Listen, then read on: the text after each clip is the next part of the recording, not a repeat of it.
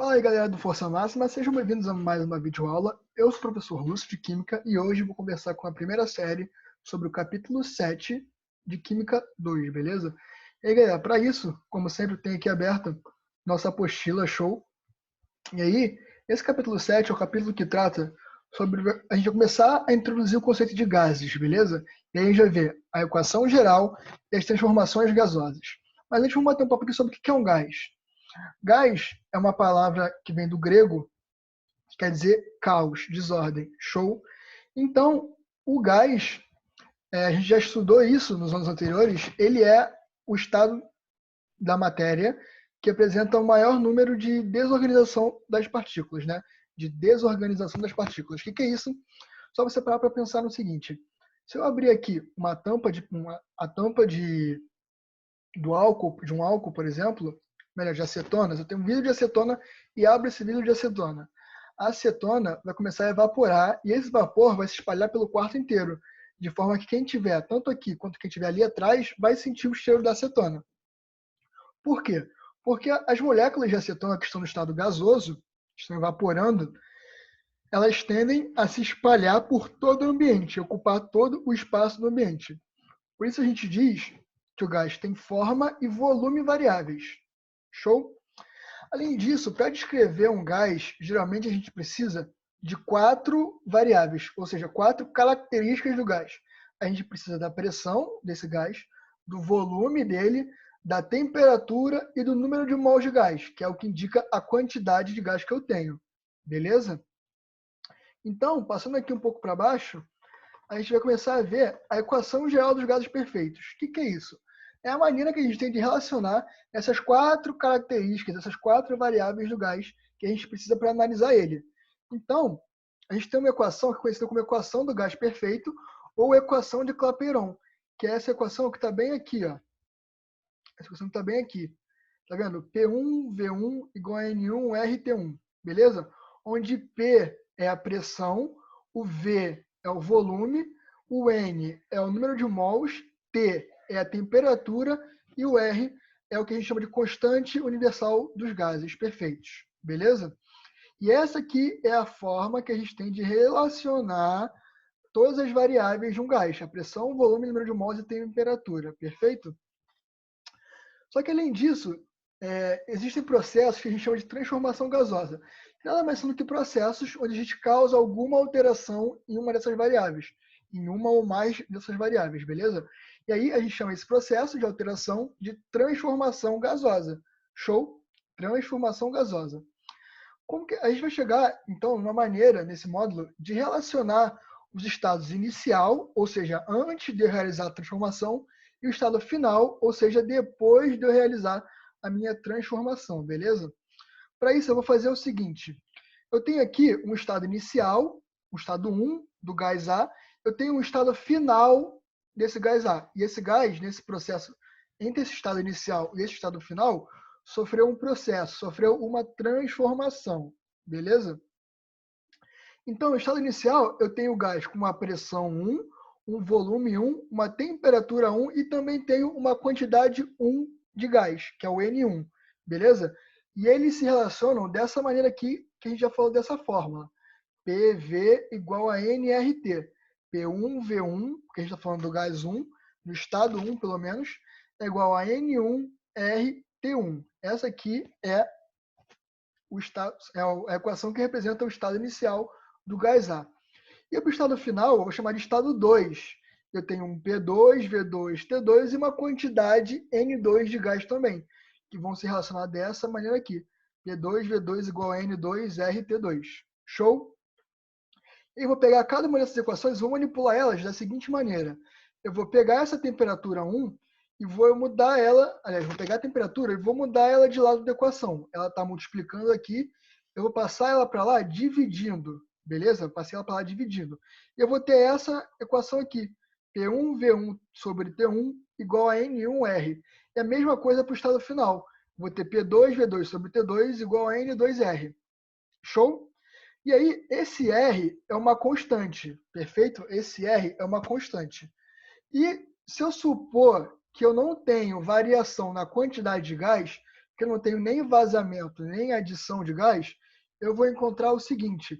Eu posso pegar essas duas equações e igualar. Por quê? Olha só.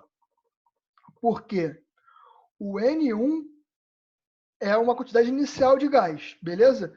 E ele vai ser igual a N2. Por quê? Porque eu não tive nem vazamento, nem adição de gás. A quantidade de gás não mudou. Além disso, o R é uma constante, ele vai ter o valor igual dos dois lados. Então, se eu fizer que N1 vezes R, aqui, ó, N1 vezes R é igual a N2 vezes R, eu tenho o seguinte, eu tenho que P1 vezes V1 sobre T1 é igual a P2 vezes V2 sobre T2. Isso aqui que a gente chama de equação geral das transformações gasosas, beleza? Isso aqui a gente chama de equação geral das transformações gasosas, que é o famoso PVT Pavotó, né? P1V1 sobre T1 igual a P2V2 sobre T2. Isso quer dizer, então, que a relação P1 vezes V1 sobre T1, ou melhor, P vezes V sobre T, é constante e só depende da quantidade de mols do meu gás. Perfeito? Isso aqui, como eu falei, é a equação geral das transformações gasosas. Existem, basicamente, 3 transformações específicas que a gente precisa saber o nome e precisa saber identificar. E elas são divididas em 3 leis. Show? A primeira lei é a lei de Boyle-Mariotti, ou então a lei da transformação isotérmica. Repara no nome. Iso é igual térmica, lembra temperatura. Então, na transformação isotérmica, eu vou ter que a temperatura do meu gás não vai variar, ela vai ser constante.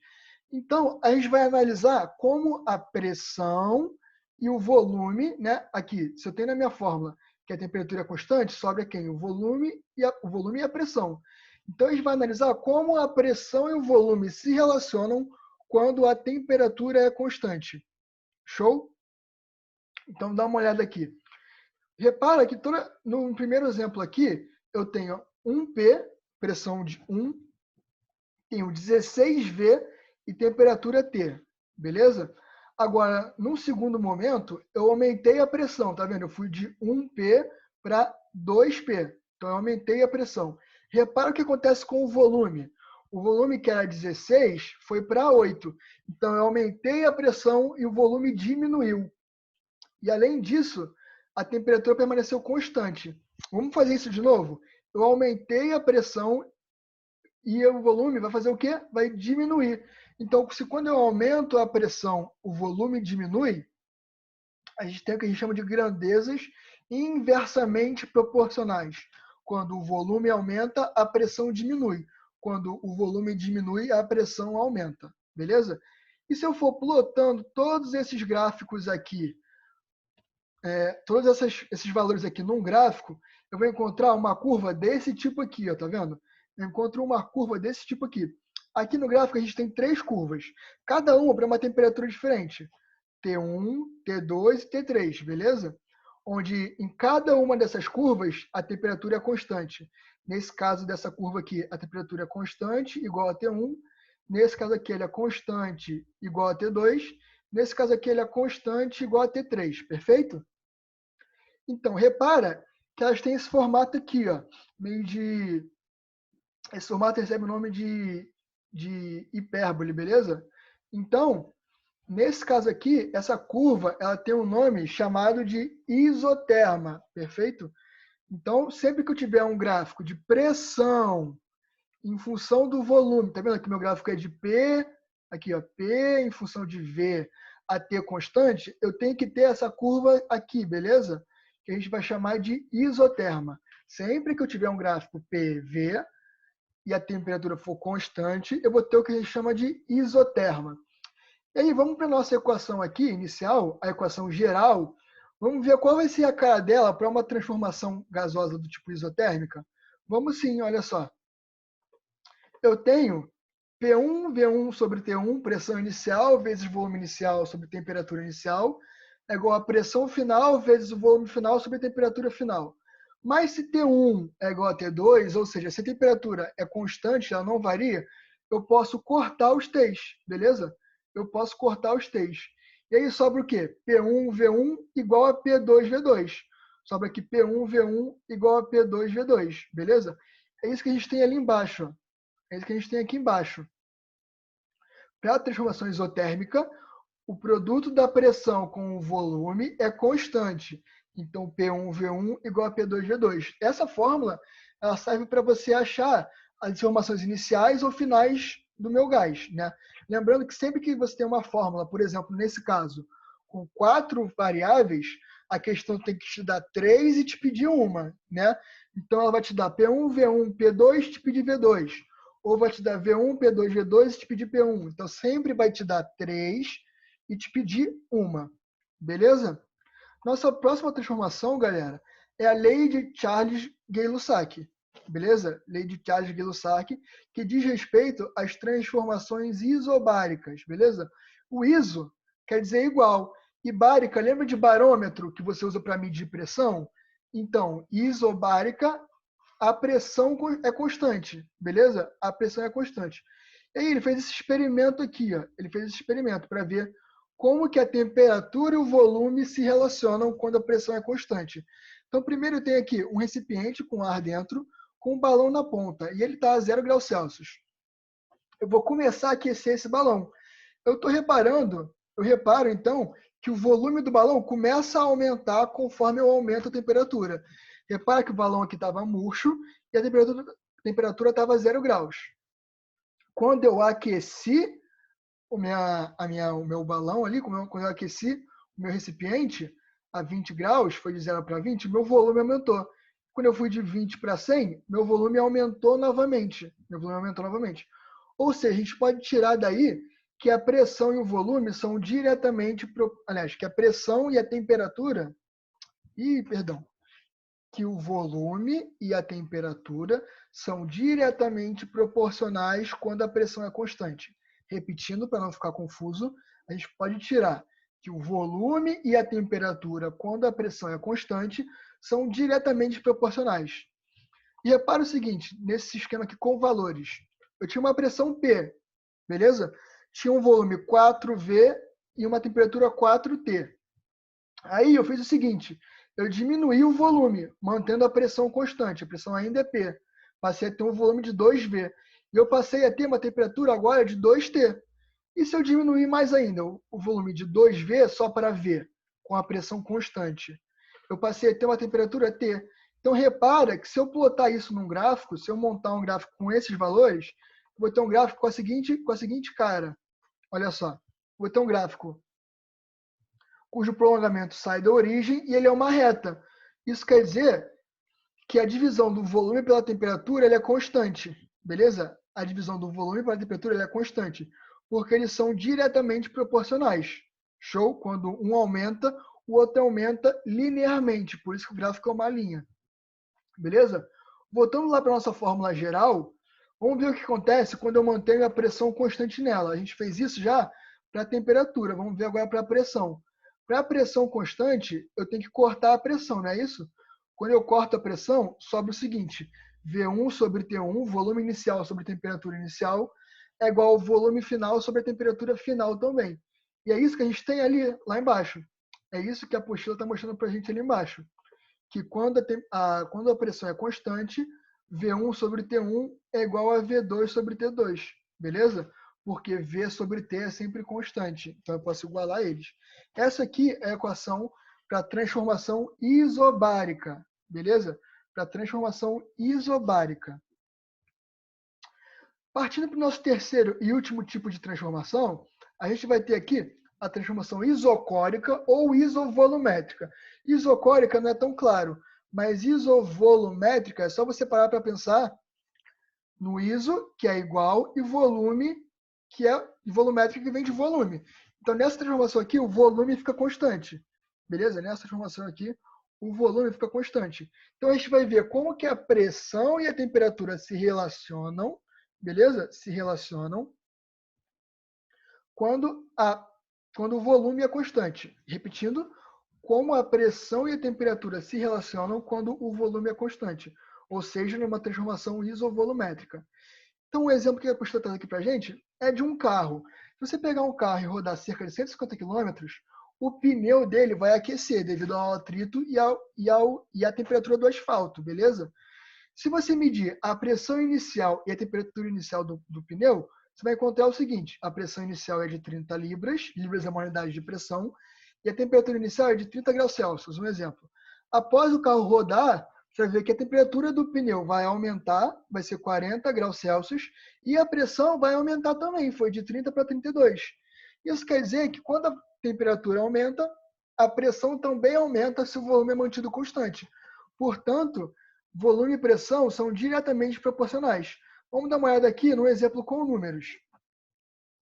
Agora eu vou manter meu volume constante. Meu espaço aqui vai ser constante, beleza? Eu não vou abaixar nem diminuir esse êmbolo. E eu vou aumentar a pressão. Então aqui ó, a pressão inicial é P, depois vai para 2P e depois vai para 4P. Eu vou observar o que acontece com a temperatura. Repara que a temperatura também vai aumentar. A temperatura está aumentando, está indo de T para 2T e para 4T. Ou então o contrário, imagina que eu tenho aqui um êmbolo fixo e estou medindo a pressão. E aí eu começo a aquecer o recipiente. Eu vou observar o seguinte, a pressão ela vai aumentando. Então, quando eu peguei a temperatura e levei para 2T, de T para 2T, minha pressão foi de P para 2P. Quando eu aumentei a temperatura de 2T para 4T, minha pressão foi de 2P para 4P. Se eu plotar, se eu montar um gráfico com esses valores, eu vou observar novamente um gráfico linear entre a pressão e a temperatura. Ou seja, P sobre T ele é constante. Dessa forma, a partir da nossa equação geral, eu posso chegar na equação da transformação isovolumétrica, cortando o volume, beleza? Cortando o volume. Eu acho que a pressão inicial sobre a temperatura inicial é igual à pressão final sobre a temperatura final também. Show? Então, essas foram nossas três transformações, nossos três processos pelos quais um gás pode passar. Para resumir, tem uma seção de resumo aqui no final, que olha só, preste atenção. Essa aqui é a nossa fórmula geral, beleza? Essa aqui é a nossa fórmula geral. Você tem três tipos principais de transformação. Tem três tipos principais: isotérmica, isobárica e isocórica. Se a questão te falar alguma coisa sobre algum deles ser constante, o que você vai fazer? Você vai cortar quem é constante. Então, por exemplo, se a transformação for isotérmica, você vai cortar as temperaturas e vai ficar com P1V1 igual a P2V2. Se for isobárica, você vai cortar a pressão, porque a pressão é constante. Você vai ficar com V1T1 é igual a V2 sobre T2. Se for isocórica, quem é constante? O volume. Então, eu vou cortar o volume. Eu vou ficar com P1 sobre T1 igual a P2 sobre T2. Importante ressaltar, galera, que as unidades têm que ser iguais em ambos os lados. A unidade de pressão aqui tem que ser igual à unidade de pressão aqui. A unidade de volume aqui tem que ser igual à unidade de volume ali. A unidade de temperatura também tem que ser igual à unidade de temperatura daqui. A única obrigação que você tem é o seguinte, que em todas essas fórmulas, a temperatura ela tem que estar em Kelvin. Beleza? Ela tem que estar em Kelvin. Sempre vai ter que passar de graus Celsius para Kelvin. Beleza? Então, galera, esse foi o nosso capítulo número 7. Espero que vocês tenham entendido e gostado da aula. Não percam nossa aula ao vivo, onde vocês vão ter uma pequena revisão desse assunto com o professor e as questões vão ser resolvidas para vocês fixarem os conceitos. Beleza? Espero que vocês tenham gostado. Fiquem em casa e se cuidem. Um abraço e tchau, tchau.